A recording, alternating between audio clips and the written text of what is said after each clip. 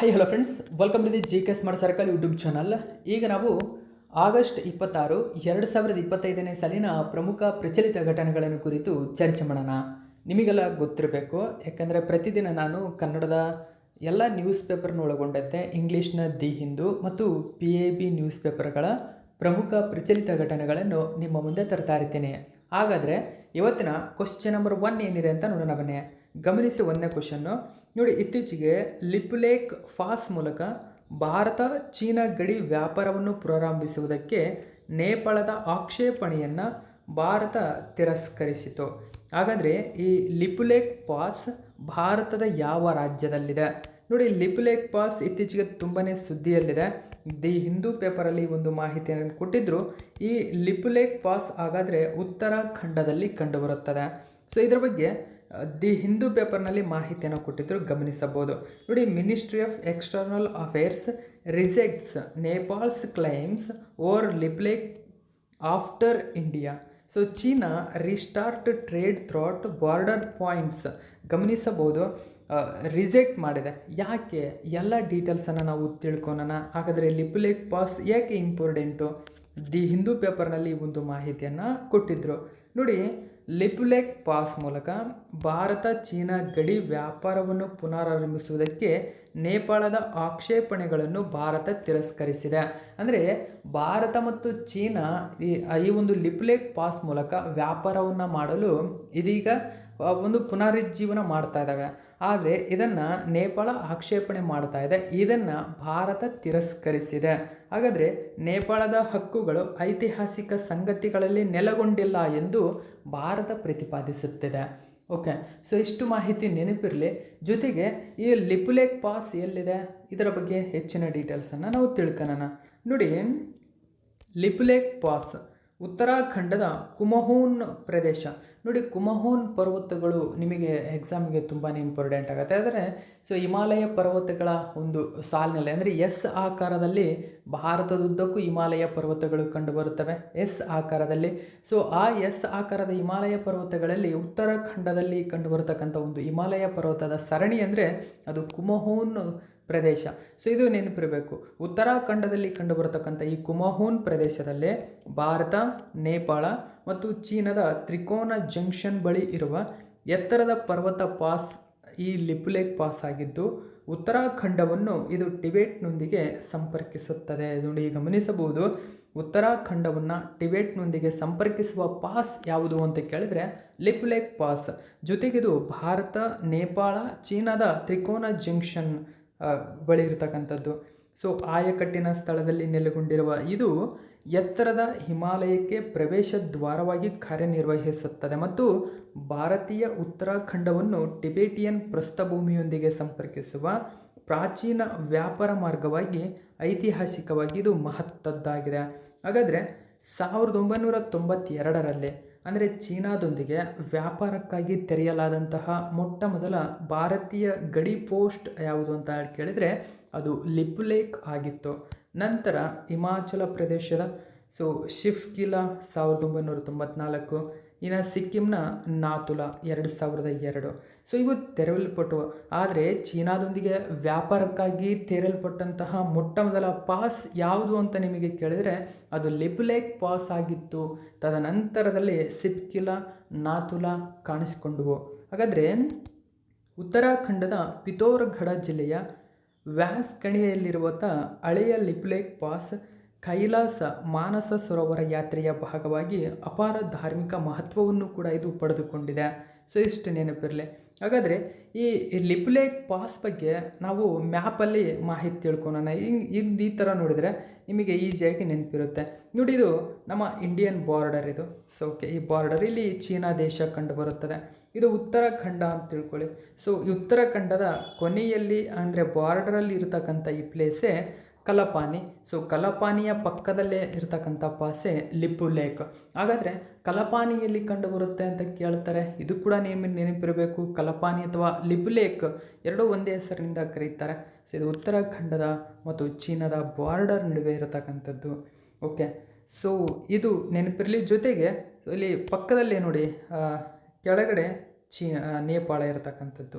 Okay, so ಇಲ್ಲಿ extra ಮಾಹಿತಿಯನ್ನು ಕೊಟ್ಟಿದ್ದೇನೆ, ಗಮನಿಸಬಹುದು.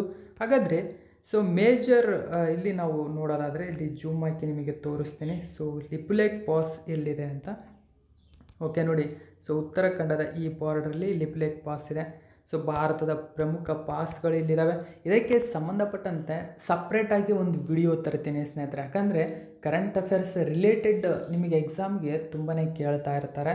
ಸೊ ಆ ಕಾರಣಕ್ಕಾಗಿ ಇದು ಕೂಡ ನಿಮಗೆ ನೆನಪಿರಬೇಕು. ಸ್ವಲ್ಪ ತೋರಿಸ್ತಾ ಹೋಗ್ತೀನಿ. ಸೊ ನೋಟ್ ಮಾಡ್ಕೊಳ್ಳೋಗಿದ್ರೆ ಸೊ ಎಲ್ಲರೂ ನೋಟ್ ಮಾಡ್ಕೊಳ್ಳಿ. ಅಂದರೆ ಯಾವ್ಯಾವ ಪ್ರದೇಶದಲ್ಲಿ ಯಾವ್ಯಾವ ಪಾಸ್ ಬರ್ತವೆ, ಸೊ ಈ ಪಾಸ್ಗಳು ತುಂಬಾ ಇಂಪಾರ್ಟೆಂಟ್ ಆಗುತ್ತೆ. ಅಂದರೆ ಇನ್ ಡೆಪ್ತಾಗಿ ಇದರ ಡೀಟೇಲ್ಸನ್ನು ಕೊಡ್ತೀನಿ ಮುಂದಿನ ವಿಡಿಯೋದಲ್ಲಿ. ಸೊ ಪಾಸ್ಗಳ ಬಗ್ಗೆನೇ ಡೆಪ್ತಾಗಿ, ಸೊ ಅದು ಏನೇನೆಲ್ಲ ಅದರ ಮೂಲಕ ವ್ಯಾಪಾರ ನಡೆಯುತ್ತೆ, ಈ ಎಲ್ಲ ಡೀಟೇಲ್ಸನ್ನು ನಾನು ಕೊಡ್ತಾ ಹೋಗ್ತೀನಿ. ಯಾಕಂದರೆ ಸೊ ಎಕ್ಸಾಮ್ಗೆ ಇದರ ಪ್ರಕಾರ ಕೇಳ್ತಕ್ಕಂಥದ್ದು ಜಾಸ್ತಿ ಇರುತ್ತೆ, ಆ ಕಾರಣಕ್ಕಾಗಿ.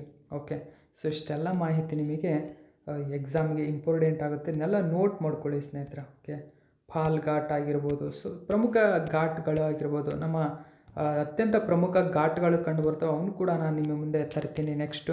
ಓಕೆ, ಸೊ ಈಗ ನಾವು ಎರಡನೇ ಕ್ವಶನ್ ಏನಿದೆ ಅಂತ ನೋಡುವ ಸಮಯ. ಒಂದೇ ನೋಡಿ, ಇತ್ತೀಚೆಗೆ DRDO ಯಶಸ್ವಿಯಾಗಿ ಪರೀಕ್ಷೆ ನಡೆಸಿದಂತಹ integrated air defence weapon system, ಅಂದರೆ ಇದನ್ನು IADWSನ ಮೊಟ್ಟ ಮೊದಲ ಹಾರಾಟ ಪರೀಕ್ಷೆಯು ಕೆಳಗಿನ ಏನನ್ನು ಒಳಗೊಂಡಿರುವ ಬಹು ಮಾದರಿಯ ವಾಯು ರಕ್ಷಣಾ ವ್ಯವಸ್ಥೆಯಾಗಿದೆ. ನೋಡಿ, DRDO ಇತ್ತೀಚೆಗೆ IADWS ಅಂದರೆ ಇಂಟಿಗ್ರೇಟೆಡ್ ಏರ್ ಡಿಫೆನ್ಸ್ ವೆಪನ್ ಸಿಸ್ಟಮನ್ನು ಯಶಸ್ವಿಯಾಗಿ ಪರೀಕ್ಷೆ ಮಾಡಿದೆ. ಯಶಸ್ವಿಯಾಗಿ, ಸೊ ಇದು ಮೊಟ್ಟ ಮೊದಲ ಹಾರಾಟ ಪರೀಕ್ಷೆಯಾಗಿದೆ. ಹಾಗಾದರೆ ಇದು ಏನನ್ನು ಒಳಗೊಂಡಿರ್ತಕ್ಕಂಥ ಬಹು ಹಂತದ ಅಂದರೆ multi layered air defence system ಆಗಿದೆ ಅಂತ ಕೇಳಿದ್ರೆ ಆಪ್ಷನ್ ನಂಬರ್ 2 ಸರಿಯಾಗಿದೆ. ಸೊ ನೋಡಿ, ಇದು QRSAM ಮತ್ತು VSHORADS ಅಂದರೆ ಶೋಡಾರ್ಸ್ ಅಂತ ಕರೀತಾರೆ, ಡೆವ್. ಸೊ ಇವುಗಳನ್ನು ಒಳಗೊಂಡಿರ್ತಕ್ಕಂಥ multi layered air defence system ಆಗಿದೆ. ಹಾಗಾದರೆ QRSAM, ಸೋರಾಡ್ಸ್, ಡಿವ್ ಈಗ ಅಂದ್ರೇನು, ಇದರ ವಿಸ್ತೃತ ರೂಪವನ್ನು ಕೂಡ ನಾನು ಕೊಡ್ತೀನಿ. ಯಾಕಂದರೆ ಸೊ ಇದು ಮಲ್ಟಿ ಲೇಯರ್ಡ್ ಆಗಿದೆ. ಸೊ ಏನು ಇವೆಲ್ಲವು ಎಲ್ಲ ಡೀಟೇಲ್ಸನ್ನು ಕೊಡ್ತೀನಿ. ಸೊ ಈ ಒಂದು ಮಾಹಿತಿಯನ್ನು ಕನ್ನಡದ ನ್ಯೂಸ್ ಪೇಪರಲ್ಲಿ ಕೊಟ್ಟಿದ್ರು, ಗಮನಿಸಬಹುದು. ದೇಶಕ್ಕೆ ತ್ರಿವಳಿ ಏರ್ ಡಿಫೆನ್ಸ್ ಬಲ ಕೊಟ್ಟಿದೆ. ಒಮ್ಮೆಲೆ 3 ರೀತಿಯ ದಾಳಿಗಳಿಂದ ರಕ್ಷಿಸುವ ದೇಸಿ ವ್ಯವಸ್ಥೆ ಪ್ರಯೋಗ ಯಶಸ್ವಿಯಾಗಿದೆ. ಆಪರೇಷನ್ ಸಿಂಧೂರು ಬಳಿಕ 3 ತಿಂಗಳೊಳಗೆ ದೇಶದ ರಕ್ಷಣೆಗೆ ಹೊಸ ಅಸ್ತ್ರ ಸಿದ್ಧವಾಗಿದೆ. ಹಾಗಾದರೆ ಇಲ್ಲಿ ಗಮನಿಸಬಹುದು, ನ್ಯೂಸ್ ಪೇಪರಲ್ಲಿ ಕೊಟ್ಟಿದ್ದಾರೆ IADWS ಅಂದರೆ ಸಮಗ್ರ ವಾಯು ರಕ್ಷಣಾ ಶಸ್ತ್ರ ವ್ಯವಸ್ಥೆ ಅಂತ ಕರೀತಾರೆ ಇದನ್ನು. ಓಕೆ, ಸೊ ಯಶಸ್ವಿಯಾಗಿ ಇದನ್ನು ಒಡಿಸ್ಸಾದ ಕರಾವಳಿಯಲ್ಲಿ ಪರೀಕ್ಷೆ ಮಾಡಲಾಗಿದೆ. ಇದರ ಬಗ್ಗೆ ಫುಲ್ ಡೀಟೇಲ್ಸನ್ನು ನಾನು ತಿಳಿಸ್ಕೊಡ್ತೀನಿ. ಸೊ ಇಂಪಾರ್ಟೆಂಟ್ ಆಗುತ್ತೆ ಎಕ್ಸಾಮ್ಗೆ.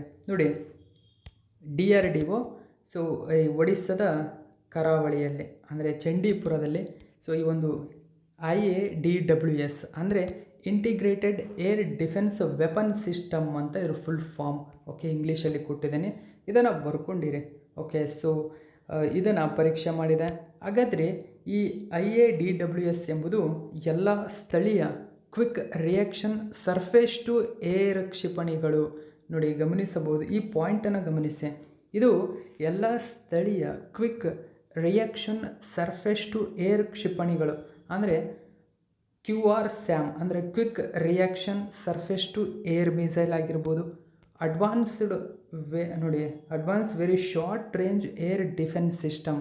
ನೋಡಿ, very short range air defence ಆಗಿರ್ಬೋದು.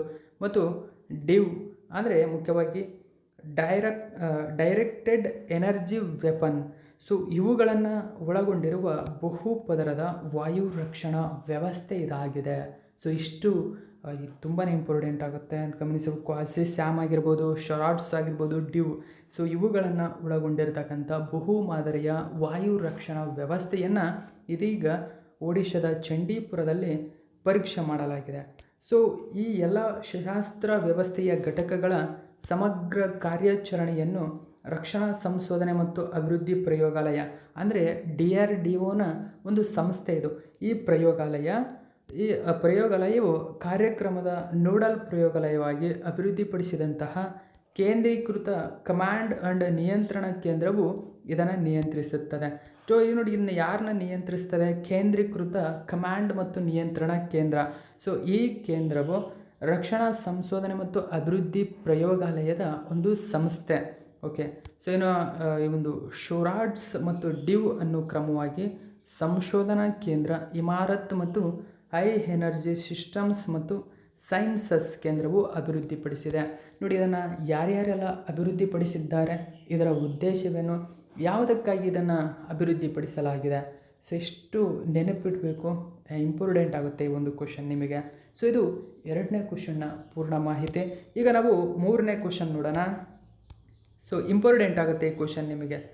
ಓಕೆ, ಸೊ ಪ್ರಜಾವಾಣಿ ಆರ್ಟಿಕಲಲ್ಲಿ ಈ ಒಂದು ಮಾಹಿತಿಯನ್ನು ಕೊಟ್ಟಿದ್ದರು. ಇತ್ತೀಚೆಗೆ ಲೋಕಸಭೆಯಲ್ಲೇ ಮಂಡಿಸಲಾದಂತಹ ಸಂವಿಧಾನದ ಮಸೂದೆ ಅಂದರೆ 130ನೇ ತಿದ್ದುಪಡಿ ಮಸೂದೆ 2025 ಕೆಳಗಿನ ಯಾವ ಉದ್ದೇಶವನ್ನು ಹೊಂದಿದೆ? ನೋಡಿ, ಇತ್ತೀಚೆಗೆ ಕಾನ್ಸ್ಟಿಟ್ಯೂಷನಲ್ ಅಮೆಂಡ್ಮೆಂಟ್ 130th ಬಿಲ್ ಲೋಕಸಭೆಯಲ್ಲಿ ಮಂಡನೆಯಾಗಿದೆ. ಹಾಗಾದರೆ ಸೊ ಈ 130ನೇ ಸಂವಿಧಾನ ತಿದ್ದುಪಡಿ ಕಾಯ್ದೆ ಏನನ್ನು ವಿವರಿಸುತ್ತದೆ? ಸೊ ಇದಕ್ಕೆ ಸರಿಯಾಗಿರ್ತಕ್ಕಂಥ ಉತ್ತರ ಏನು? ಸೊ ಪ್ರಜಾವಾಣಿ ನ್ಯೂಸ್ ಪೇಪರಲ್ಲಿ ಒಂದು ಮಾಹಿತಿಯನ್ನು ಕೊಟ್ಟಿದ್ದರ ಜೊತೆಗೆ ಎಲ್ಲ ನ್ಯೂಸ್ ಪೇಪರ್ಗಳಲ್ಲಿ ಈ ಮಾಹಿತಿ ಬಂದಿದೆ. ಈ ವಾರದಲ್ಲಿ ಲೋಕಸಭೆಯಲ್ಲಿ 3 ಪ್ರಮುಖ ಕಾಯ್ದೆಗಳಿಗೆ ತಿದ್ದುಪಡಿ ಮಾಡಲು ಬಿಲ್ಲನ್ನು ಪಾಸ್ ಮಾಡಿದ್ದಾರೆ.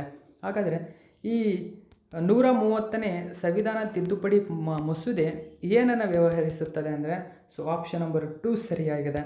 ನೋಡಿ, ಗಂಭೀರ ಕ್ರಿಮಿನಲ್ ಆರೋಪಗಳನ್ನು ಎದುರಿಸುತ್ತಿರುವ ಯಾವುದೇ ಸಚಿವರ ಪದಚ್ಯುತಿಗೆ ಇದು ಅವಕಾಶ ಕಲ್ಪಿಸುತ್ತದೆ. ಹಾಗಾದರೆ ಎಷ್ಟು ದಿನದ ಒಳಗೆ ಸೊ ಗಂಭೀರ ಆರೋಪವನ್ನು ಎದುರಿಸ್ತಿರುವ ಸಚಿವರು ತಮ್ಮ ಹುದ್ದೆಗೆ ರಾಜೀನಾಮೆ ಕೊಡಬೇಕಾಗುತ್ತೆ ಅಥವಾ ಅವರನ್ನು ಮೇನಾಗಿ ಇವರೇ ಸರ್ಕಾರವೇ ಪದಚ್ಯುತಿಗೊಳಿಸಬಹುದು? ಸೊ ಏನಿದು ಬಿಲ್? ಹಾಗಾದರೆ ಎಲ್ಲ ಡೀಟೇಲ್ಸನ್ನು ನಾವು ತಿಳ್ಕೊಳ್ಳೋಣ. ಸೊ ಪರ ವಿರೋಧಗಳು ಕೂಡ ಇದಕ್ಕೆ ವ್ಯಕ್ತವಾಗ್ತಾ ಇದ್ದಾವೆ. ನೋಡಿ, ಪ್ರಜಾವಾಣಿ ನ್ಯೂಸ್ ಪೇಪರಲ್ಲಿ ಮಾಹಿತಿ ಕೊಟ್ಟಿದ್ದರು. ಆಳ ಆಗಲ್ಲ ಸಂವಿಧಾನ 130ನೇ ತಿದ್ದುಪಡಿ ಮಸೂದೆ 2025 ವಿರೋಧ ಏಕೆ?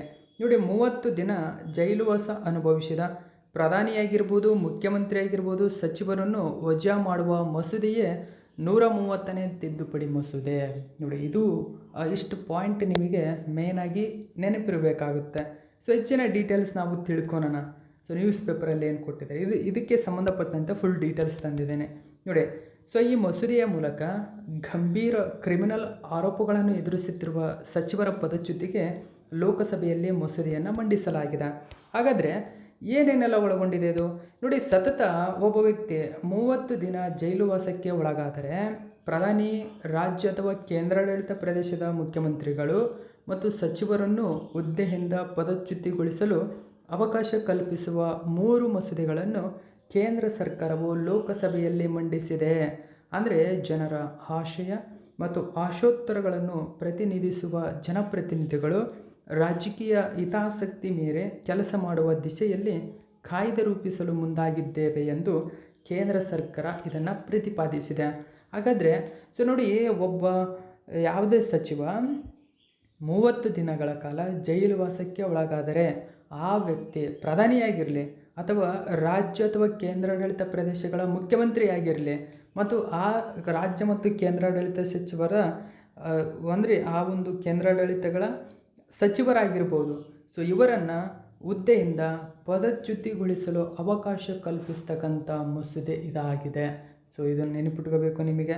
ಸೊ ಹಾಗಾದರೆ 2023ರಲ್ಲಿ ಇದರ ಮೂಲ ಏನು ಅಂತ ನಿಮಗೆ ಕೇಳಿದರೆ, 2023ರಲ್ಲಿ ತಮಿಳುನಾಡಿನ DMK ಸರ್ಕಾರದಲ್ಲಿ ಸಚಿವರಾಗಿದ್ದಂತಹ ವಿ ಸೆಂಥಿಲ್ ಬಾಲಾಜಿ ಅವರ ಬಂಧನದ ಸುತ್ತ ಉಂಟಾದಂತಹ ವಿವಾದದ ಹಿನ್ನೆಲೆಯಲ್ಲಿ ಕೇಂದ್ರ ಸರ್ಕಾರ ಈ ಹೊಸ ಕಾಯ್ದೆಯನ್ನು ರೂಪಿಸಿರತಕ್ಕಂಥದ್ದು.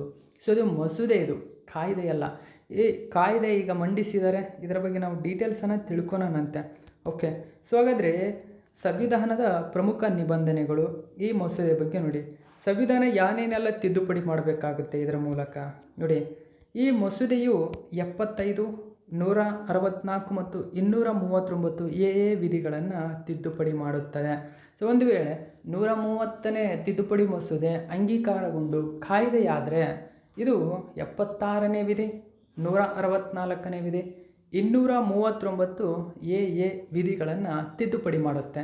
ಅಂದರೆ 75ನೇ ವಿಧಿ ಪ್ರಧಾನಮಂತ್ರಿ ಸೇರಿದಂತೆ ಮಂತ್ರಿಮಂಡಲದ ನೇಮಕಾತಿ ಮತ್ತು ಜವಾಬ್ದಾರಿಗಳ ಬಗ್ಗೆ ಪ್ರಾಥಮಿಕವಾಗಿ ವ್ಯವಹರಿಸುತ್ತದೆ.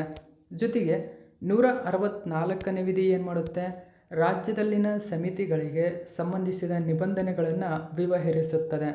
ಇನ್ನು 239 ಎ ವಿಧಿಯು ದೆಹಲಿಯ NCTಗಾಗಿ ವಿಶೇಷ ನಿಬಂಧನೆಗಳನ್ನು ರೂಪಿಸುತ್ತದೆ.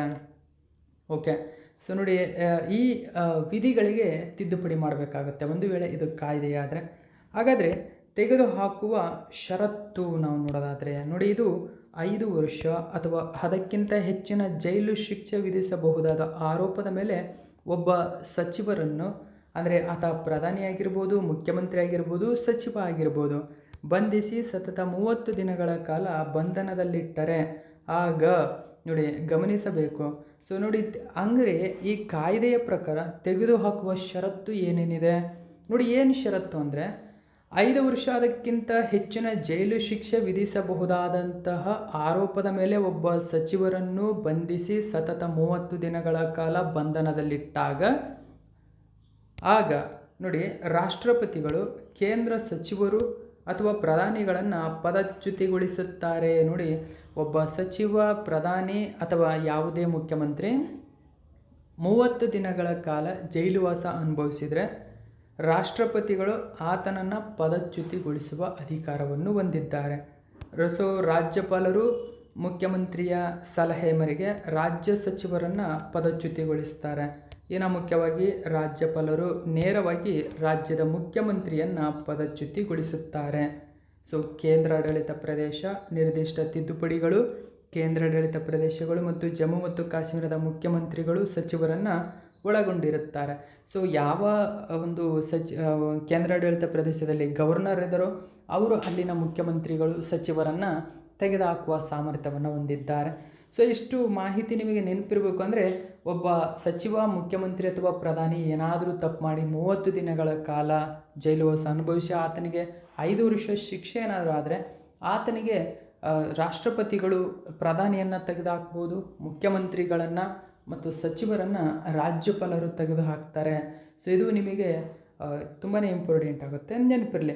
ಹಾಗಾದರೆ ಮರು ನೇಮಕಾತಿಗೆ ಅವರಿಗೆ ಅವಕಾಶವಿದೆಯೇ ನೋಡಿ. ಸಚಿವರನ್ನು ಬಿಡುಗಡೆ ಮಾಡಿದ ನಂತರ ಮರು ನೇಮಕ ಮಾಡಬಹುದಾಗಿದೆ. ಓಕೆ, ಸೊ ಇಷ್ಟು ಮಾಹಿತಿ ನೆನಪಿರಬೇಕು. ಇದು 3ನೇ ಕ್ವಶನ್ಗೆ ಸಂಬಂಧಪಟ್ಟಂಥ ಫುಲ್ ಡೀಟೇಲ್ಸ್. ಈಗ ನಾವು 4ನೇ ಕ್ವಶನ್ ಏನಿದೆ ಅಂತ ನೋಡೋಣ ಬನ್ನಿ. 2025 ಅಕ್ಟೋಬರ್ನಲ್ಲಿ ಬಾರ್ಬಡೋಸ್ನ ಬ್ರಿಟಿಷ್ ಟೌನ್ನಲ್ಲಿ ನಡೆಯಲಿರುವ 68ನೇ ಆವೃತ್ತಿಯ ಕಾಮನ್ವೆಲ್ತ್ ಸಂಸದೀಯ ಸಮ್ಮೇಳನ ಅಂದರೆ CPC. ಸೊ ಈ ಸಮ್ಮೇಳನಕ್ಕೆ ಭಾರತೀಯ ಸಂಸದೀಯ ನಿಯೋಗವನ್ನು ಯಾರು ಮುನ್ನಡೆಸಲಿದ್ದಾರೆ? ಸೊ ಯಾರು ಮುನ್ನಡೆಸಲಿದ್ದಾರೆ? ಹಾಗಾದರೆ ಸರಿಯಾದಂಥ ಉತ್ತರ ಆಪ್ಷನ್ ನಂಬರ್ 3, ಲೋಕಸಭೆಯ ಸ್ಪೀಕರ್ ಆಗಿರತಕ್ಕಂಥ ಓಂ ಬಿರ್ಲಾ. ನೋಡಿ, ಲೋಕಸಭೆ ಕೆಳಮನೆಯದು, ಕೇಂದ್ರದಲ್ಲಿ ಕೆಳಮನೆಯಾಗಿದ್ದು ಸೊ ಪ್ರಮುಖ ಸದನ, ಅಂದರೆ ಇದನ್ನು ನೈಜ ಸದನ ಅಂತ ಕರೀತಾರೆ. ಸೊ ಈ ಸದನದ ಸ್ಪೀಕರ್ ಆಗಿರತಕ್ಕಂಥ ಓಂ ಬಿರ್ಲಾರವರು ಸೊ CPCನ ಒಂದು ಭಾರತದ ನಿಯೋಗವನ್ನು ಮುನ್ನಡೆಸಲಿದ್ದಾರೆ. ಹೆಚ್ಚಿನ ಡೀಟೇಲ್ಸ್ ಸೊ ನೋಡಿ, ಬಿಸ್ನೆಸ್ ಸ್ಟ್ಯಾಂಡರ್ಡ್ ನ್ಯೂಸ್ ಪೇಪರಲ್ಲಿ ಒಂದು ಮಾಹಿತಿಯನ್ನು ಕೊಟ್ಟಿದ್ದರು. So Om Birla to lead Indian delegation at Commonwealth conference in Barbados. ಹಾಗಾದರೆ 68ನೇ ಆವೃತ್ತಿಯ ಕಾಮನ್ವೆಲ್ತ್ ಕಾನ್ಫರೆನ್ಸ್ ಎಲ್ಲಿ ನಡೆಯಲಿದೆ ಅಂತ ಕೇಳ್ತಾರೆ. ಸೊ ಬಾರ್ಬಡೋಸ್ನಲ್ಲಿ ನಡೆಯಲಿದೆ. ಬಾರ್ಬಡೋಸ್ ಇದು ನೆನಪಿರಬೇಕು. ಎಲ್ಲಿ ನಡೀತಾ ಇದೆ ಅಂತ ಕೇಳಿದರೆ ಸೊ ಬಾರ್ಬಡೋಸ್ನಲ್ಲಿ ಈ ಕಾಮನ್ವೆಲ್ತ್ ಕಾನ್ಫರೆನ್ಸ್ನ ಜನರಲ್ ಅಸೆಂಬ್ಲಿ ನಡೆಯಲಿದೆ. ಸೊ ಹಾಗಾದರೆ CPCನ ಥೀಮ್ ಏನು ಅಂತ ಕೇಳ್ತಾರೆ, ಗಮನಿಸಬಹುದು. Birla will addresses the general assembly of the CPC on the theme the Commonwealth A global partner. ಅಂದರೆ ಓಂ ಬಿರ್ಲಾರವರು ಸೊ ಇಲ್ಲಿಗೆ ಹೋಗುವ ಸಮಯದಲ್ಲಿ ಭಾರತದಲ್ಲಿ ಒಂದು ಮೀಟಿಂಗನ್ನು ನಡೆಸ್ತಾರೆ. ಸೊ ಜನರಲ್ ಅಸೆಂಬ್ಲಿ ಅಂತ ಕರೀತಾರೆ. ಆ ಮೀಟಿಂಗಿಗೆ ಇವರು ಒಂದು ಥೀಮನ್ನು ಇಡ್ತಾರೆ. ಆ theme the Commonwealth A global partner ಎಂಬುದು ಗುರುತು ಮಾಡ್ತಾರೆ. ಇದು ಕೂಡ ನಿಮಗೆ ನೆನಪಿರಬೇಕು, ಎಕ್ಸಾಮಿಗೆ ಇಂಪಾರ್ಟೆಂಟ್ ಆಗುತ್ತೆ. ಓಕೆ, 2025 ಅಕ್ಟೋಬರ್ 5ರಿಂದ 12ರವರೆಗೆ ನಡೆಯಲಿದೆ. ಸೊ ನೋಡಿ, ಎಲ್ಲಿಂದ ಎಲ್ಲಿಯವರೆಗೂ ನಡೀತಾ ಇದೆ ಅಂತ ಕೇಳಿದ್ರೆ ಅಕ್ಟೋಬರ್ 5ರಿಂದ 12ರವರೆಗೆ ನಡೆಯಲಿದೆ. ಎಲ್ಲಿ? ಬಾರ್ಬಡೋಸ್ನಲ್ಲಿ ನಡೆಯಲಿದೆ. ಎಷ್ಟನೇ ಆವೃತ್ತಿ? 68ನೇ ಆವೃತ್ತಿ. ಸೊ ಯಾರು ಮುನ್ನಡೆಸಲಿದ್ದಾರೆ? ಓಂ ಬಿರ್ಲಾ. ಹಾಗಾದರೆ ಈ CPC ಅಂದ್ರೇನು ಹಾಗಾದರೆ? ಸೊ CPC ಎಂಬುದು ನೋಡಿ 180 ಶಾಖೆಗಳಿಂದ ಬಂದಂತಹ ಸಂಸದೀಯ ಅತಿದೊಡ್ಡ ವಾರ್ಷಿಕ ಸಭೆ ಒಂದಾಗಿದೆ. ಸೊ ಅವುಗಳಲ್ಲಿ ಒಂದಾಗಿದೆ. ಸೊ ಇದು ಪ್ರಜಾಪ್ರಭುತ್ವ, ಆಡಳಿತ, ಜಾಗತಿಕ ಸಹಕಾರದ ಕುರಿತು ಸಂವಾದಕ್ಕೆ ವೇದಿಕೆಯಾಗಿ ಕಾರ್ಯನಿರ್ವಹಿಸುತ್ತದೆ. ಓಕೆ, ಸೊ ಇಷ್ಟು ಮಾಹಿತಿ ನೆನಪಿರಲಿ. ಕಾರ್ಯಕ್ರಮ ಆರಂಭವಾದಾಗ ಅದರ ಫುಲ್ ಡೀಟೇಲ್ಸನ್ನು ನಾನು ನಿಮ್ಮ ಮುಂದೆ ಕೊಡುತ್ತೇನೆ. ನೆಕ್ಸ್ಟ್ 5ನೇ ಕ್ವಶನ್ ನೋಡೋಣ. ನೋಡಿ, ಗಗನಯಾನ ಕಾರ್ಯಾಚರಣೆ, ಗಗನ್ಯಾನ್. ಸೊ ಭಾರತದ ಮುಂದಿನ ಅತಿದೊಡ್ಡ ಮಿಷನ್ ಅಂತಂದರೆ ಅದು ಗಗನ್ಯಾನ್. ಓಕೆ, ಗಗನಯಾನ. ಸೊ ಗಗನಯಾನ ಕಾರ್ಯಾಚರಣೆಗಾಗಿ ಪ್ಯಾರಾಚೂಟ್ ಆಧಾರಿತ ವೇಗವರ್ಧನಾ ವ್ಯವಸ್ಥೆಯ ಪ್ರದರ್ಶನಕ್ಕಾಗಿ ಇತ್ತೀಚೆಗೆ ಕೆಳಗಿನ ಯಾವ ಬಾಹ್ಯಾಕಾಶ ಸಂಸ್ಥೆಯು ಮೊಟ್ಟ ಮೊದಲ ಇಂಟಿಗ್ರೇಟೆಡ್ ಏರ್ ಡ್ರಾಫ್ಟ್ ಟೆಸ್ಟ್ ಅಂದರೆ IADT ಅನ್ನು ಯಶಸ್ವಿಯಾಗಿ ಪೂರ್ಣಗೊಳಿಸಿದೆ? ಸೊ ಯಾವ ಸಂಸ್ಥೆ? ಗಗನಯಾನ್ ಹಾಗಾದರೆ ಯಾರು ಮುನ್ನಡೆಸಲಿದ್ದಾರೆ ಅಂದರೆ ಇಸ್ರೋ. ಸೊ ನೋಡಿ, ತುಂಬಾ ಇಂಪಾರ್ಟೆಂಟ್ ಆಗುತ್ತೆ. ಸೊ ಎಲ್ಲ ಕನ್ನಡದ ನ್ಯೂಸ್ ಪೇಪರಲ್ಲಿ ಒಂದು ಮಾಹಿತಿಯನ್ನು ಕೊಟ್ಟಿದ್ದರು, ಜೊತೆಗೆ ಇಂಗ್ಲೀಷ್ನ ಎಲ್ಲ ನ್ಯೂಸ್ ಪೇಪರ್ಗಳಲ್ಲೂ ಕೂಡ ಇತ್ತು. ನೋಡಿ, ಇಸ್ರೋ ಸೊ ಅಕಂಪ್ಲಿಷಸ್ ನೋಡಿ first integrated air draft test.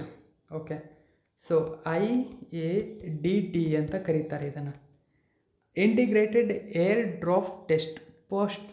Okay, ಇದು ಫಸ್ಟ್ ಆವೃತ್ತಿಯಾಗಿದೆ ಫಾರ್ ಗಗನ್ಯಾನ್ ಮಿಷನ್ ಸಕ್ಸಸ್ಫುಲಿ. ಅಂದರೆ ಗಗನ್ಯಾನ್ ಮಿಷನ್ ಮುಂದಿನ ಇಸ್ರೋದ ಅತಿದೊಡ್ಡ ಮಿಷನ್ ಆಗಿದೆ. ಇದರ ಪೂರ್ಣ ಸಕ್ಸಸ್ಸಿಗಾಗಿ ಇದೀಗ ಇಂಟಿಗ್ರೇಟೆಡ್ ಏರ್ ಡ್ರಾಫ್ಟ್ ಟೆಸ್ಟನ್ನು ಮಾಡಿದೆ. ಹಾಗಾದರೆ ಈ ಇಂಟಿಗ್ರೇಟೆಡ್ ಏರ್ ಡ್ರಾಫ್ಟ್ ಟೆಸ್ಟ್ ಅಂದರೆ ಪ್ಯಾರಾಚೂಟ್ನ ಮೂಲಕ, ಸೊ ಗಗನ್ಯಾನ್ನ ಮೂಲಕ ಬಾಹ್ಯಾಕಾಶಕ್ಕೆ ಹಾರಿದಂತಹ ವ್ಯಕ್ತಿಗಳು ಲ್ಯಾಂಡ್ ಆಗಲಿಕ್ಕೆ ಒಂದು ಪ್ರಮುಖ ಅವಕಾಶವಾಗಿದೆ. ಅದು ಅಂದರೆ ಯಶಸ್ವಿ ಕಾರ್ಯಾಚರಣೆ ಮಾಡಬೇಕಾಗುತ್ತೆ. ಅವರು ಇಳಿಬೇಕು ಅಂದರೆ ಪ್ಯಾರಾಚೂಟ್ ಕಾರ್ಯಾಚರಣೆ ತುಂಬಾ ಇಂಪಾರ್ಟೆಂಟ್ ಆಗುತ್ತೆ. ಸೊ ಇದರ ಮೂಲಕ ಯಶಸ್ವಿ ಕಾರ್ಯಾಚರಣೆಯಾಗಿದೆ. ಹಾಗಾದರೆ ಗಗನಯಾನ್ಗೆ ಇದು ಮುಂದಿನ ಹೆಜ್ಜೆ. ಓಕೆ, ಬೇಕಾಗಿರತಕ್ಕಂಥ ಮೂಲ ಏನಂದರೆ ಇಂಟಿಗ್ರೇಟೆಡ್ ಏರ್ ಡ್ರಾಪ್ ಟೆಸ್ಟ್ ಆಗಿತ್ತು. ಸೊ ಇದು ಸಕ್ಸಸ್ ಆಗಿದೆ ಇದೀಗ. ಇದರ ಬಗ್ಗೆ ಸ್ವಲ್ಪ ಡೀಟೇಲ್ಸನ್ನು ನಾವು ತಿಳ್ಕೊಳ್ಳೋಣ. ಸೊ ನೋಡಿ, ಈ ಒಂದು ಮಾಹಿತಿ ನ್ಯೂಸ್ ಪೇಪರಲ್ಲಿ ಕೊಟ್ಟಿದ್ದಾರೆ. ಹೆಚ್ಚಿನ ಡೀಟೇಲ್ಸನ್ನು ಕೂಡ ನಾವು ತಿಳ್ಕೊಳ್ಳೋಣ. ಓಕೆ, ಗಗನಯಾನ ಕಾರ್ಯಾಚರಣೆಗಾಗಿ ಪ್ಯಾರಾಚೂಟ್ ಆಧಾರಿತ ವೇಗವರ್ಧನ ವ್ಯವಸ್ಥೆಯ ಒಂದು ಪ್ರದರ್ಶನಕ್ಕಾಗಿ ಇಸ್ರೋ ಮೊಟ್ಟ ಮೊದಲ ಇಂಟಿಗ್ರೇಟೆಡ್ ಏರ್ ಡ್ರಾಪ್ ಟೆಸ್ಟನ್ನು ಯಶಸ್ವಿಯಾಗಿ ಪೂರ್ಣಗೊಳಿಸಿದೆ. ಹಾಗಾದರೆ ಇಂಟಿಗ್ರೇಟೆಡ್ ಏರ್ ಡ್ರಾಪ್ ಟೆಸ್ಟ್ ಬಗ್ಗೆ ನಾವು ನೋಡೋದಾದರೆ ಏನಿದು? ನೋಡಿ, ಇದು ಗಗನಯಾನ್ ಕಾರ್ಯಾಚರಣೆಯ ಅಡಿಯಲ್ಲಿ ಗಗನಯಾತ್ರಿಗಳನ್ನು ಸುರಕ್ಷಿತವಾಗಿ ಮರಳಿ ತರುವಂತಹ ಪ್ಯಾರಾಚೂಟ್ ವ್ಯವಸ್ಥೆಯನ್ನು ಮೌಲ್ಯೀಕರಿಸಲು ಒಂದು ನಿರ್ಣಾಯಕ ವ್ಯಾಯಾಮವಾಗಿದೆ. ನೋಡಿ, ಮರಳಿ ಭೂಮಿಗೆ ತರ್ತಕ್ಕಂಥ ಒಂದು ವ್ಯವಸ್ಥೆ. ಅಂದರೆ ಗಗನಯಾತ್ರಿಗಳು ಗಗನಯಾನ ಮೂಲಕ ಯಾವಾಗ ಅಂತರಿಕ್ಷಕ್ಕೆ ಹೋಗಿರ್ತಾರೋ ಅವರನ್ನು ಮರಳಿ ಮತ್ತೆ ಭೂಮಿಗೆ ತರುವ ಉದ್ದೇಶದಿಂದಾಗಿ ಪ್ಯಾರಾಚೂಟ್ ವ್ಯವಸ್ಥೆ ಅವರಿಗೆ ಬೇಕಾಗುತ್ತೆ. ಈ ಪ್ಯಾರಾಚೂಟ್ ವ್ಯವಸ್ಥೆಯ ಮೌಲ್ಯೀಕರಣಕ್ಕಾಗಿಯೇ ಈ ಟೆಸ್ಟನ್ನು ಆಯೋಜನೆ ಮಾಡಲಾಗಿತ್ತು. ಓಕೆ, ಇದು ಕೂಡ ನೆನಪಿರಲಿ. ನೆಕ್ಸ್ಟ್, ಈ ಗಗನಯಾನ್ ಮಿಷನ್ ಬಗ್ಗೆ ಸ್ವಲ್ಪ ಮಾಹಿತಿ ನಾವು ತಿಳ್ಕೊಳ್ಳೋಣ. ಏನಿದು ಗಗನಯಾನ್? ನೋಡಿ, ಗಗನಯಾನ್ ಮಿಷನ್ ಎಂಬುದು ಭಾರತದಲ್ಲಿ ನಡೆಯುತ್ತಿರುವ ಒಂದು ಯೋಜನೆಯಾಗಿದ್ದು 3 ಸದಸ್ಯರ ಸಿಬ್ಬಂದಿಯೊಂದಿಗೆ, ನೋಡಿ ಎಷ್ಟು ಸದಸ್ಯರು ಹೋಗಲಿದ್ದಾರೆ? 3 ಸದಸ್ಯರ ಸಿಬ್ಬಂದಿಯೊಂದಿಗೆ 400 ಕಿಲೋಮೀಟರ್ ದೂರದ ಲೋ ಅರ್ತ್ ಆರ್ಬಿಟ್, LEO ಅಂತ ಕರೀತಾರೆ, ಲೋ ಅರ್ತ್ ಆರ್ಬಿಟ್ಗೆ 3 ದಿನಗಳ ಮಾನವ ಸಹಿತ ಕಾರ್ಯಾಚರಣೆ. ನೋಡಿ, ಮಾನವ ಸಹಿತ ಒಂದು ಕಾರ್ಯಾಚರಣೆಯನ್ನು ಕಳುಹಿಸುವ ಅವರನ್ನು ಸುರಕ್ಷಿತವಾಗಿ ಭೂಮಿಗೆ ಮರಳಿ ತರುವ ಉದ್ದೇಶವನ್ನು ಹೊಂದಿದೆ. ಇಸ್ರೋದ ಅತ್ಯಂತ ವಿಶ್ವಾಸಾರ್ಹ ರಾಕೆಟ್ ಆಗಿರತಕ್ಕಂಥ LVM-3 ಹಿಂದೆ ಇದನ್ನು Jio synchronous satellite launch vehicle MK3 ಅಂತ ಕರೀತಿದ್ರು. ಸೊ ಈಗ LVM-3 ಅಂತ ಕರೀತಾರೆ. ಈ 3ನ ಮಾರ್ಪಡಿಸಿದ ಆವೃತ್ತಿಯು ಗಗನಯಾನ್ ಮಿಷನ್ನ ಉಡಾವಣಾ ವಾಹನವಾಗಿದೆ. ಸೊ ನೋಡಿ, LVM-3ನ ಮೂಲಕ ಗಗನಯಾನ್ ಉಡಾವಣೆ ಆಗ್ತಾ ಇದೆ. ಸೊ ಈ ಉಡಾವಣೆಯ ಜೊತೆಗೆ CM ಮತ್ತು SM ಕಳಿಸ್ತಾ ಇದ್ದಾರೆ. CM ಅಂದರೆ ಕ್ರ್ಯೂ ಮಾಡ್ಯೂಲ್, SM ಅಂದರೆ ಸರ್ವಿಸ್ ಮಾಡ್ಯೂಲ್. ಇವುಗಳನ್ನು ಒಳಗೊಂಡಂತೆ ಭೂಮಿಯ ಸುತ್ತ ಈ ಗಗನಯಾನ್ ಮಿಷನ್ ಮತ್ತು ಅಲ್ಲಿನ 3 ಸಿಬ್ಬಂದಿಗಳು ಪರಿಭ್ರಮಿಸಲಿದ್ದಾರೆ, ಅಂದರೆ ಸುತ್ತಲಿದ್ದಾರೆ. ಸೊ ಇದು ಆರ್ಬಿಟಲ್ ಮಾಡ್ಯೂಲ್ ಸಾಕಷ್ಟು ಪುನರುಕ್ತಿಯೊಂದಿಗೆ ಅತ್ಯಾಧುನಿಕ ಏವಿಯಾನಿಕ್ಸ್ ವ್ಯವಸ್ಥೆಗಳನ್ನು ಹೊಂದಿದೆ. ನೆಕ್ಸ್ಟ್ ನಾವು 6ನೇ ಕ್ವಶನ್ ಏನಿದೆ ಅಂತ ನೋಡೋಣ ಬನ್ನಿ. ಗಮನಿಸಿ 6ನೇ ಕ್ವಶನ್ನು. ಸೊ ನೋಡಿ, ಸಿಮ್ಕೇಟ್ ಎಲ್ಲಿ ಕಂಡು ಬರುತ್ತದೆ? ಕಜಕಿಸ್ತಾನ ಅಂತ ಮಾಡ್ಕೊಳ್ಳಿ ಇದನ್ನ, ಕಜಕಿಸ್ತಾನ. ಓಕೆ, ಕಜಕಿಸ್ತಾನ ಸಿಮ್ಕೇಟ್ನಲ್ಲಿ ನಡೆದಂತಹ 16ನೇ ಆವೃತ್ತಿಯ ಏಷ್ಯನ್ ಶೂಟಿಂಗ್ ಚಾಂಪಿಯನ್ಶಿಪ್ನಲ್ಲಿ ಮಿಶ್ರ ಏರ್ ರೈಫಲ್, ಅಂದರೆ ಇದರಲ್ಲಿ ಮಿಶ್ರ ಅಂತ ಅಂದರೆ ಸೀನಿಯರ್, ಜೂನಿಯರ್, ಯೂತ್. ಸೊ ಈ ಮಿಶ್ರ ಏರ್ ರೈಫಲ್ ವಿಭಾಗಗಳಲ್ಲಿ 3 ಚಿನ್ನದ ಪದಕಗಳನ್ನು ಗೆದ್ದ ದೇಶ ಯಾವುದು ಅಂತ ಕೇಳ್ತಾರೆ. ಸೊ ಯಾವ ದೇಶ ಅಂತ ಕೇಳಿದರೆ ನಮ್ಮ ಭಾರತ. ಅತ್ಯಂತ ಪ್ರಮುಖ ಸಾಧನೆ ಇದಾಗಿದೆ ಸ್ನೇಹಿತರೆ. ನೋಡಿ, ಸೀನಿಯರ್, ಜೂನಿಯರ್, ಯೂತ್ ವಿಭಾಗದಲ್ಲಿ ಸೊ ಮಿಕ್ಸ್ಡ್ ಏರ್ ರೈಫಲ್ ಸ್ಪರ್ಧೆಯಲ್ಲಿ ಭಾರತ ಚಾಂಪಿಯನ್ ಆಗಿರತಕ್ಕಂಥದ್ದು. ಅಂದರೆ ಮುಖ್ಯವಾಗಿ 16th edition Asian shooting championship ನಡೀತಾ ಇದೆ. ಓಕೆ, ಸೊ ಇದನ್ನು ಕೂಡ ನೀವು ನೆನಪಿಟ್ಕೋಬೇಕು. ಸಾರಿ, ಇಲ್ಲಿ ಸಿಮ್ಲಾ ಅಂತ ಆಗಿದೆ, ಸಿಮ್ಕೇಟ್ ಅಂತ ಮಾಡ್ಕೊಳ್ಳಿ ಇದನ್ನು. ಓಕೆ, ಸಿಮ್ಕೇಟ್ ಇಂಗ್ಲೀಷಲ್ಲಿ ಸಿಮ್ಲಾ ಅಂತ ಆಗ್ಬಿಟ್ಟಿದೆ. ಓಕೆ, ಸಿಮ್ಕೇಟ್. ಸೊ ಇಲ್ಲಿ ಭಾರತ ಮಿಕ್ಸ್ಡ್ ಏರ್ ರೈಫಲ್ನಲ್ಲಿ ಚಿನ್ನದ ಪದಕವನ್ನು ಗೆದ್ದಿರತಕ್ಕಂಥದ್ದು. ಸೊ ಇದನ್ನು ಕೂಡ ಪ್ರಜಾವಾಣಿ ನ್ಯೂಸ್ ಪೇಪರಲ್ಲಿ ಮಾಹಿತಿಯನ್ನು ಕೊಟ್ಟಿದ್ದರು. ಸೊ ಹೆಚ್ಚಿನ ಡೀಟೇಲ್ಸನ್ನು ನಾವು ತಿಳ್ಕೋಣ. ಏಷ್ಯನ್ ಶೂಟಿಂಗ್ ಚಾಂಪಿಯನ್ಶಿಪ್ ಆಯೋಜನೆಗೊಂಡಿದೆ. ಇಲ್ಲಿ ಬಬೂತಾ ಇಳವನಿಲ್ ಜೋಡಿಗೆ ಚಿನ್ನದ ಪದಕ ಲಭಿಸಿದೆ. ಸೊ ಇದರ ಬಗ್ಗೆನೂ ಕೂಡ ನಾನು ತಿಳಿಸಿಕೊಡ್ತೀನಿ. ಓಕೆ, ಸೊ ನೋಡಿ, ಸಿಮ್ಕೇಟ್ ಎಲ್ಲಿ ಕಂಡು ಬರುತ್ತದೆ ಅಂತ ಕೇಳಿದ್ರೆ ಕಜಕಿಸ್ತಾನ. ಹಾಗಾದರೆ 16th edition Asian shooting championship ಎಲ್ಲಿ ನಡೀತು ಅಂತ ಕೇಳಿದರೆ ಕಜಕಿಸ್ತಾನದಲ್ಲಿ ನಡೆದಿದೆ. ನಗರ ಅಂತ ನಿಮಗೆ ಕೇಳಿದೆ, ಸಿಮ್ಕೇಟ್ ಅಂತ ನೆನಪಿರಬೇಕು. ಭಾರತವಿಲ್ಲಿ ಮಿಶ್ರ 10 ಮೀಟರ್ ಏರ್ ರೈಫಲ್, 10 ಮೀಟರ್ ಇದು ನೆನಪಿರಬೇಕು. ಓಕೆ, ಮಿಶ್ರ ವಿಭಾಗದ 10 ಮೀಟರ್ ಏರ್ ರೈಫಲ್ ವಿಭಾಗದಲ್ಲಿ 3 ಚಿನ್ನದ ಪದಕಗಳನ್ನು ಗೆಲ್ಲುವ ಮೂಲಕ ಪ್ರಾಬಲ್ಯವನ್ನು ಸಾಧಿಸಿತು. ಸೊ ಇದರ ಪ್ರಮುಖ ಮುಖ್ಯಾಂಶಗಳನ್ನು ಕುರಿತು ನಾವು ನೋಡೋದಾದರೆ, ಹಿರಿಯರ ಮಿಶ್ರ ತಂಡ ಸ್ಪರ್ಧೆಯಲ್ಲಿ ಎಳವನೆಲ್ ವಲರಿವನ್ ಅಂತ ಕರೀತೀವಿ ಮತ್ತು ಅರ್ಜುನ್ ಬಬೂತಾ ಫೈನಲ್ನಲ್ಲಿ ಚೀನಾವನ್ನು 17-11 ಅಂಕಗಳಿಂದ ಸೋಲಿಸುವ ಮೂಲಕ ಚಿನ್ನ ಗೆದ್ದಿದೆ. ಇನ್ನು ಶಾಂಭವಿ ಕ್ಷೀರಸಾಗರ್ ಮತ್ತು ನರೇನ್ ಪ್ರಣವ್ ಇವರು ಕೂಡ ಚೀನಾ ವಿರುದ್ಧ ಜೂನಿಯರ್ ಮಿಶ್ರ ತಂಡ ವಿಭಾಗದಲ್ಲಿ ಚಿನ್ನ ಗೆದ್ದಿದ್ದಾರೆ. ಓಕೆ, ಇನ್ನು ದಕ್ಷಿಣ ಕೊರಿಯಾ ವಿರುದ್ಧದ ಯೂತ್ ಮಿಶ್ರ ತಂಡ ಫೈನಲ್ನಲ್ಲಿ ಅಮೀರ ಅರ್ಷದ್ ಮತ್ತು ಆನ್ ದಬಾಸ್ ಜಯಗೊಳಿಸಿದರು. ಓಕೆ, ಇನ್ನು ಪುರುಷರ 50 ಮೀಟರ್ ರೈಫಲ್ ತ್ರಿಸ್ಥಾನ ಸ್ಪರ್ಧೆಯಲ್ಲಿ ಭಾರತದ ಶೂಟರ್ ಐಶ್ವರ್ಯ ಪ್ರತಾಪ್ ಸಿಂಗ್ ತೋಮರ್ 462.5 ಅಂಕಗಳೊಂದಿಗೆ ಚಿನ್ನದ ಪದಕ ಗೆದ್ದರು. ಸೊ ಇದು ಕೂಡ ನೆನಪಿರಬೇಕು. ಓಕೆ, ಸೊ ಇಷ್ಟು 6ನೇ ಕ್ವಶನ್ನ ಮಾಹಿತಿ. ಇನ್ನು ನಾವು 7ನೇ ಅತ್ಯಂತ ಪ್ರಮುಖ ಕ್ವಶನ್ ಏನಿದೆ ಅಂತ ನೋಡೋಣ. ಓಕೆ, ಗಮನಿಸಿ. ಪ್ರಸ್ತುತ ವಿಯೆಟ್ನಾಂ ದೇಶದ ಮೇಲೆ ಪರಿಣಾಮ ಬೀರುತ್ತಿರುವ ಉಷ್ಣವಲಯದ ಚಂಡಮಾರುತವಾದ ಕಜಿಕಿ, ನೋಡಿ ಕಜಿಕಿ ಅಂತ ಕರೀತಾರೆ. ಸೊ ಕಜಿಕಿ ಒಂದು ಉಷ್ಣವಲಯದ ಚಂಡಮಾರುತವಾಗಿದೆ. ಈ ಚಂಡಮಾರುತ ಪ್ರಸ್ತುತ ವಿಯೆಟ್ನಾಂ ದೇಶದ ಮೇಲೆ ಅತ್ಯಂತ ಪ್ರಮುಖವಾಗಿ ಪರಿಣಾಮ ಬೀರುತ್ತಾ ಇದೆ. ಹಾಗಾದರೆ ಸೊ ಈ ಕಜಿಕಿ ಎಂಬ ಹೆಸರನ್ನು ಜಪಾನ್ ದೇಶ ನೀಡಿದೆ. ಅಂದರೆ ಜಪಾನ್ನಿಂದ ತನ್ನ ಹೆಸರನ್ನು ಕಜಿಕಿ ಎಂದು ಪಡೆದುಕೊಂಡಿದೆ ಅದು. ಹಾಗಾದರೆ ಈ ಕಜಿಕಿ ಎಂಬ ಹೆಸರು ಕೆಳಗಿನ ಏನನ್ನು ಸೂಚನೆ ಮಾಡುತ್ತೆ? ಸೊ ಅಂದರೆ ಏನು? ಹಾಗಾದರೆ ಕಜಿಕಿ ಅಂದರೆ ಏನು ಅಂತ ಕೇಳಿದರೆ ಆಪ್ಷನ್ ನಂಬರ್ 4 ಸರಿಯಾಗಿದೆ ಸ್ನೇಹಿತರೆ. ಇದೊಂದು short fish or spear fish ಅಂತ ಕರೀತಾರೆ. ಓಕೆ, ಸೊ ಇದರ ಹೆಸರಿನೊಂದಿಗೆ ಕಜಿಕಿ ಎಂಬ ಹೆಸರನ್ನು ಪಡೆದುಕೊಂಡಿದೆ. ಓಕೆ, ಸೊ ಹೆಚ್ಚಿನ ಡೀಟೇಲ್ಸನ್ನು ನಾವು ನೋಡೋಣ. ಟೈಫೋನ್ ಕಜಿಕಿ. ಸೊ ಕಜಿಕಿ ಎಂಬುದು ಒಂದು ಟೈಫೋನ್, ಇದು ನೆನಪಿರಬೇಕು, ಚಂಡಮಾರುತ ಟೈಫೋನ್ ಆಗಿದೆ. ಸೊ ಇದರ ಬಗ್ಗೆ ಹೆಚ್ಚಿನ ಡೀಟೇಲ್ಸನ್ನು ನಾವು ತಿಳ್ಕೊಳ್ಳೋಣ. ವಿಯೆಟ್ನಾಂಗೆ ಈಗ ಅಪ್ಪಳಿಸ್ತಾ ಇದೆ ಇದು. ಓಕೆ, ಯಾವ ದೇಶದ ಹೆಸರು ನೀಡಿದೆ ಅಂತ ನಿಮಗೀಗ ಗೊತ್ತಾಗಿದೆ. ಸೊ ಜಪಾನ್ ದೇಶ ಕಜಿಕಿ ಎಂಬ ಹೆಸರನ್ನು ಈ ಚಂಡಮಾರುತಕ್ಕೆ ನೀಡಿದೆ. ಇದು ನೆನಪಿರಬೇಕು ನಿಮಗೆ. ಓಕೆ, ಸೊ ವಿಯೆಟ್ನಾಂಗೆ ಪ್ರಸ್ತುತ ಅಪ್ಪಳಿಸ್ತಾ ಇದೆ ಇದು. ಸೊ ಇದು ಒಂದು ಉಷ್ಣವಲಯದ ಚಂಡಮಾರುತ ಅಂತ ನಿಮಗೀಗ ಗೊತ್ತಾಗಿದೆ. ಸೊ ಓಕೆ, ಜಪಾನ್ ದೇಶಕ್ಕೆ ಈ ಹೆಸರನ್ನು ನೀಡಿರ್ತಕ್ಕಂಥದ್ದು ಜಪಾನ್. ಹಾಗಾದರೆ ಕಜಿಕಿ ಎಂಬ ಹೆಸರು ಏನನ್ನು ಸೂಚಿಸುತ್ತದೆ ಅಂತ ಕೇಳಿದರೆ ಸ್ಪಿಯರ್ ಫಿಶ್ ಆರ್ ಕತ್ತಿ ಮೀನು. ಓಕೆ, ಸ್ವೋರ್ಡ್ ಫಿಶ್ ಅಂತ ಕರೀತಾರೆ, ಹೆಸರನ್ನು ಸೂಚಿಸುತ್ತದೆ. ಸೊ ಈ ಚಂಡಮಾರುತದಲ್ಲಿ ಹೇಗಿದೆ ನಾವು ಮ್ಯಾಪಲ್ಲಿ ಸ್ವಲ್ಪ ತಿಳ್ಕೊಳ್ಳೋಣ. ಓಕೆ, ಸೊ ಮೇಲ್ಗಡೆ ಚೀನಾ ದೇಶ ಇದು. ಓಕೆ, ಈ ಬಾರ್ಡರನ್ನು ಗಮನಿಸಬಹುದು. ಇದು ವಿಯೆಟ್ನಾಂ ದೇಶ. ಇಲ್ಲಿ ಥೈಲ್ಯಾಂಡ್ ಇದೆ, ಇಲ್ಲಿ ಲಾಹೋಸ್ ಇದೆ.